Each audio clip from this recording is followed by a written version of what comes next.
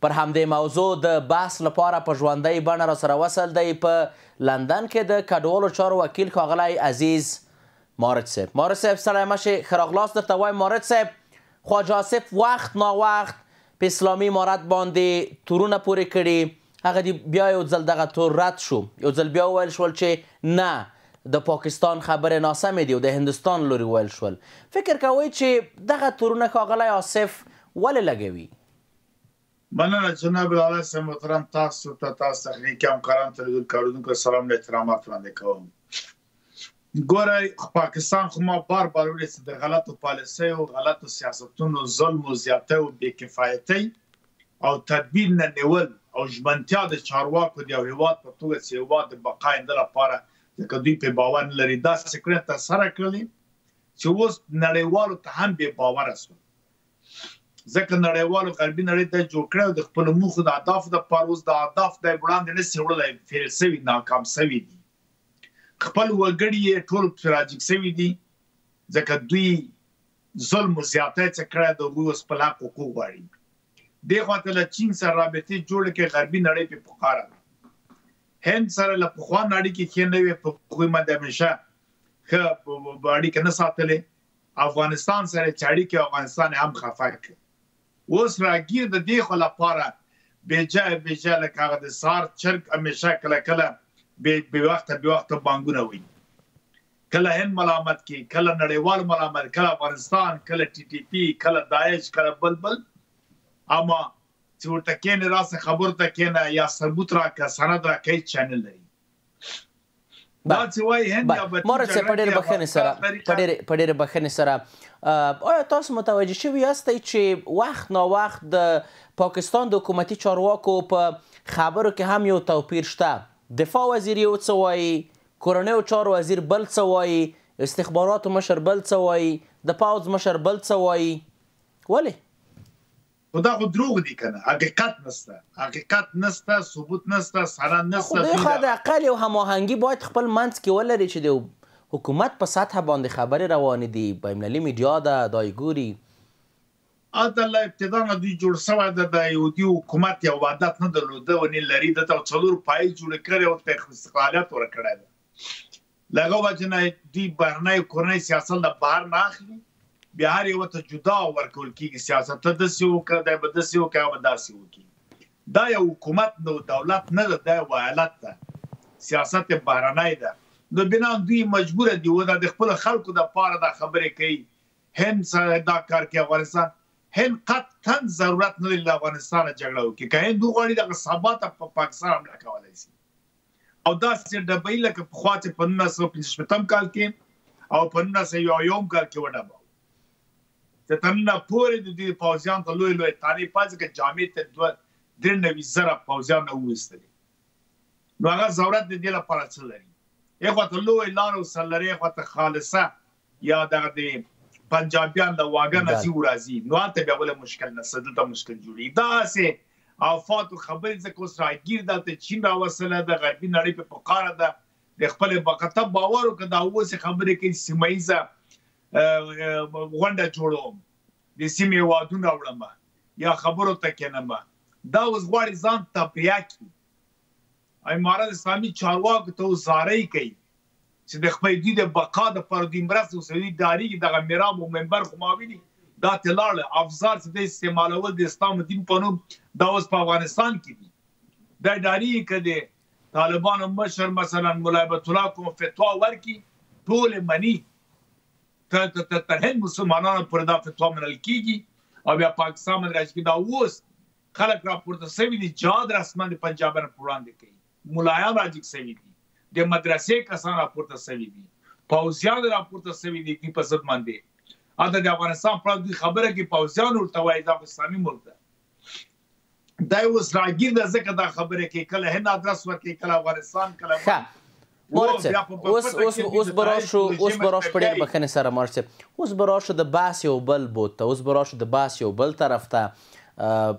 پخوا هم یو څو ورځې تر مخ د هندوستان لوړپوړو پوځي چارواکو حتی د پوځ مشر ویلي و چې د سندور کوم عملیات شو یوازې واړه عملیات او اصل عملیات پاتې دي. نن ډېر لوړپوړي چارواکي دا خبرې کړې چې د پاکستان سره موږ جګړې ته آماده یو. آیا بله جګړه په لار کې ده مارچ صاحب؟ د چا منځ کې جګړه؟ د هند او پاکستان، د افغانستان هند پاکستان نه، هغه جګړه کنټرول جګړه ده. هغه امر له غرب متاسفانه ورکړل کېږي، یا خوشبختانه متاسفانه. مخکې هم دوی سره کر په کر سوله ترنګ او ټلیفون ورته بیا دوی افشا کړه چې غلي صاحب موږ دې ته اوس واک نه لرو. اوس فعلحال مسایل د اوکراین دي، د اوکراین مسله بدل کړي. دغه هلته نږدې سوي دي، تفاهم سوی ده، خاوره چې روسیې نیولې هغه روسیې ته ورکوي او نور معادنو کې به امریکا قراردادونه کوي. بل رژیم به راځي هغه ته به اجازه ورکوي چې اتحادیې اروپا ته ورسي، ناتو ته به نه ځي، هلته تفاهم کوي، بیا راځي بیرته د اسرائیلو د افغانستان او د نورو مسایلو ته وخت پکار، زمان پکار. زه ګمان کوم چې صرف یو خبره ده چې ډاکټر صاحب خلیزاد وویلې چې د داعش مرکزونه پټنځایونه په پاکستان کې د داعش خراسان بخش مرکز مطلقا تثبیت کړی پاکستان ده. نو له دغه چې نه غواړي چې داعشان کړه آماده کړي او تیاری کړي او د ادرسونه چې غلطۍ و دې خو ته منډي وي دا تاسو چې خبرې هم کوي.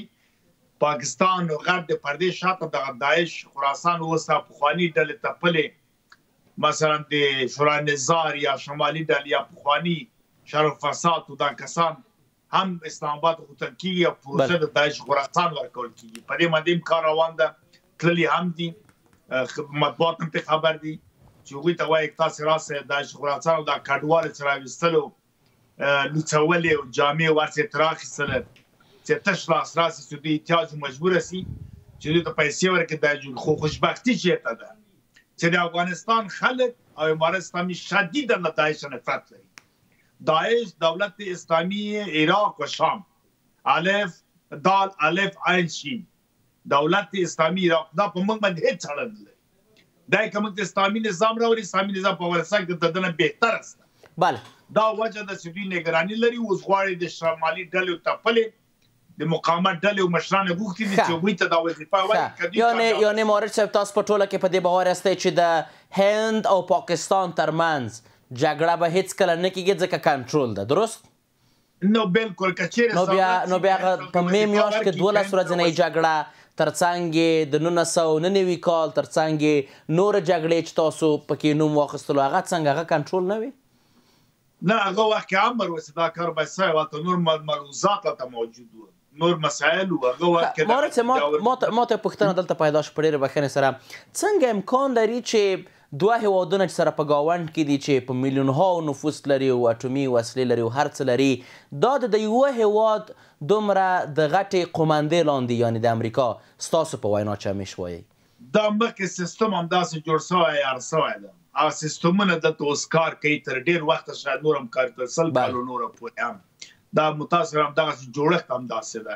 دا کامن ویلت او دا نور سیستمونه له ډېر پخوا نه چې مثلا شرقي کمپنیان د ترال 1414 دې کالونو وروسته کراکرا هلته یو سیستم جوړ سه. بیا پس انګریزانو چې مداخله وکړله په 1809 دې کالو کې سیستم په استعماري واوښته.